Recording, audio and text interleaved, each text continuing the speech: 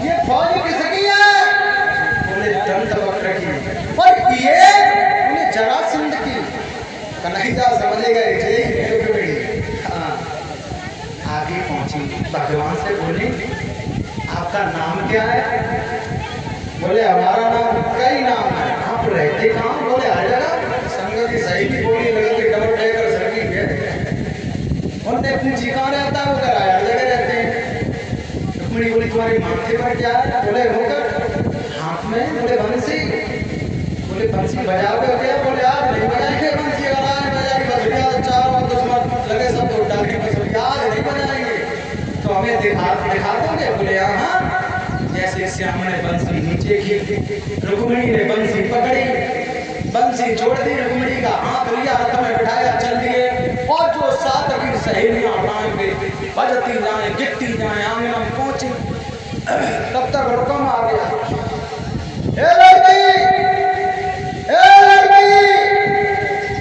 रुक्मिणी कहाँ है? बोले भैया एक काला कलूटा रख लेकर के आया। उसने उनका हाथ पकड़ा, बिठाया, लेके चला गया। रुकम कहने लगा किसी से कान भनक न हो, हम अभी गए अभी आए। बोले तो सभी बोलिए चली गई तो सही चली गई।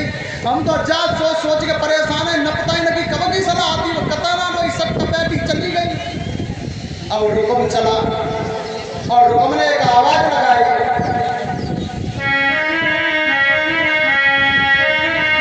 रुकम ने कन्हैया के लिए आवाज लगाई।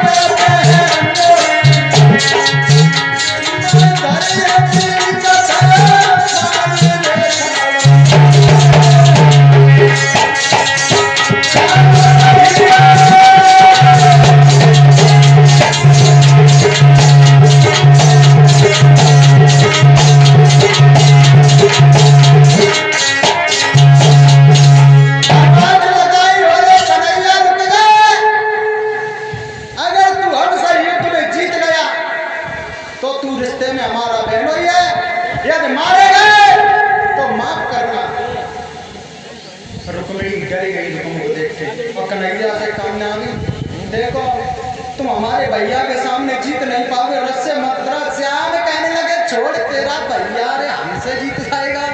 क्या किया? श्याम ने हुक्म को लड़ते लड़ते जैसे जमीन पे गिरा लिया। सोई बात करके रुक्मिणी आई और दोनों हाथ जोड़े। श्याम मेरी एक बात मान लो। मेरे भैया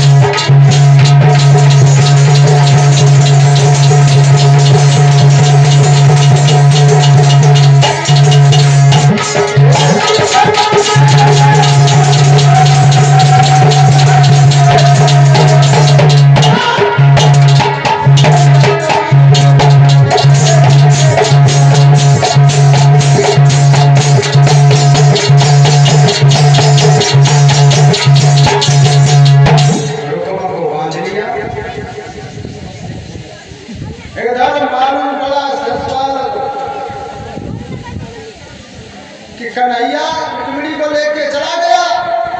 आहा, इधर से सतपाल भागा, उधर से रुक्मिणी ने यह सुन करके उसे छुड़वा दिया, लेकिन छोड़ तो दिया, लेकिन उसकी एक मूंछ काट ली। अब उधर से सतपाल भागता आ रहा है, वो कह रहा जीजा जी, उधर से रुक्म कहता आ रहा है जीजा जी, अब जय ना पता चला कौन है जीजा। तब तक बलराम आ गए, और जैसे ही बलराम आए, बलराम ने जैसे श्याम से पूछा ये रथ में कौन है? बोले भैया ये रुक्मिणी तुम्हारी छोटी भौजाई। भौजाई? ये भौजाई कैसे?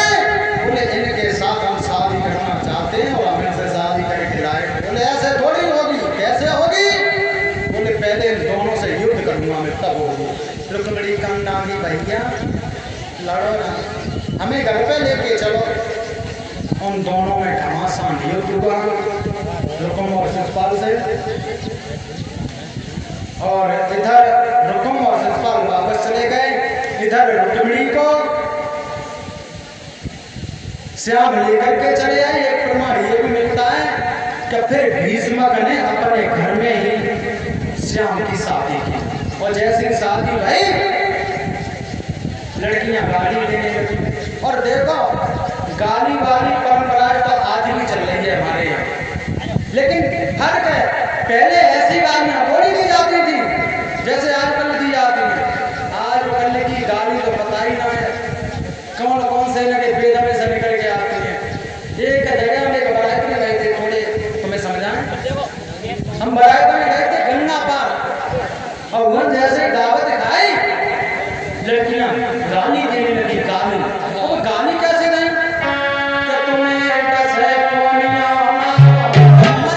कैसी गाली? अब गाली देती मैं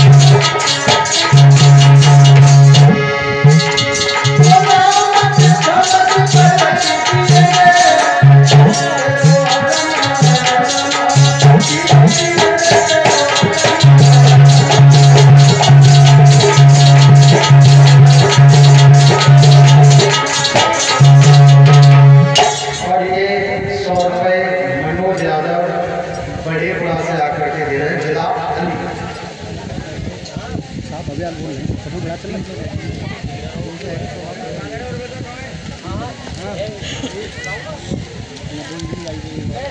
और इधर जब कुंदनपुर में शादी हुई है तब कुंदनपुर की लड़कियां भगवान को गाली देती हुई बोली। क्या बोली गाली देती हुई?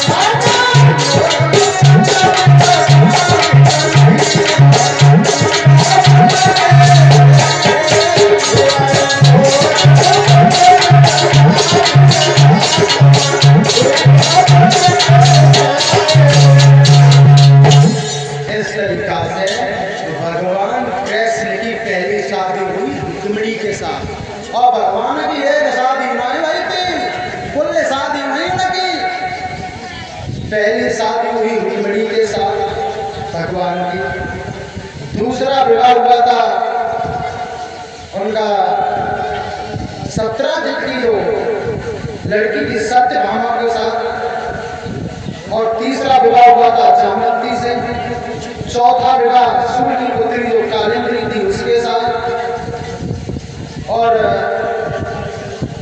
पांचवा विवाह मित्रगंधा से, छठवां विवाह सत्या से, और सातवां विवाह भद्रा से, और आठवां विवाह लक्ष्मण से। कितने विवाह हुए थे? 8। और कितने नाम है और होते विवाह उनके। ब्रह्मासुर नाम का एक राक्षस था, दूसरे के लिए संकल्प किया था कि हम शादी जब करेंगे जब 16,001 कन्याएं हो जाएंगे। वो पकड़ के गुफाओं में डालता ना। उन सभी कन्याओं ने भगवान की आराधना की, उससे उन्हें आजाद किया। तो वो सभी कहने लगी कि हम कहाँ जाएंगे प्रभु, हमें भी अपने पास अपने चरणों में रखो। तो इस तरीका से भगवान की शादी 16,108 कितनी भाई 16,108 एक शादी और बताते हैं। ब्राह्मणी मन में ये बताया जाता है कि राधा के साथ शादी और हुई है। अब कितनी हो गई 16,109। वही आदि और हुआ, आदि कौन है? कुबिजा। इस तरीका से 16,109 और इन सब के घर में सब पत्नी के गर्भ से 10-10 लड़का पैदा हुए, एक बेटिया लगाओ। कितने हुए गए, कितने गांव बसत हुए हैं? अवतारी लक्षण के यहीं से प्रकट होता, तने पे श्याम सुंदर बाल ब्रह्मचारी। इस तरीका से भगवान की ये शादी हुई। अब गौर करते हैं उसी जगह जिस जगह इधर सुदामा को जब श्राप लग चुका था, उन सुदामा के घर में